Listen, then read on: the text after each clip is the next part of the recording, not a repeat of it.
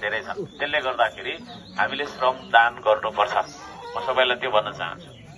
कोही तपाईँ मध्ये कोही श्रमदानमा आउनु भएको छैन भने पनि आउने गर्नु।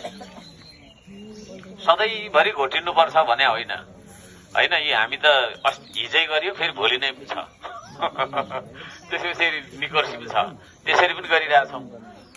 तर तपाईँहरूलाई म त्यत्रो धेरै गर्नुपर्छ भन्दिनँ, तर कहिले काहीँ आउने गर्नु है। मेरो फेसबुकलाई तपाईँहरूले देख्नु भएको छ होला, छ त्यो फेसबुक पेजलाई फलो गर्नुहोस् र त्यहाँनिर चाहिँ मैले सूचना जारी गर्छु, यस्तो यहाँ गर्ने भनेर तपाईँहरूले सहयोग गर्नुपर्छ। म त्यो भन्न चाहन्छु।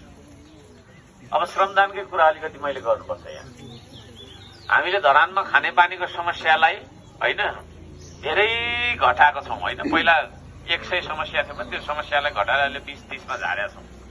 त्यो कसरी सम्भव भयो भन्दाखेरि कुनै विदेशीले योजना पारिदिएको छैन हामीलाई है।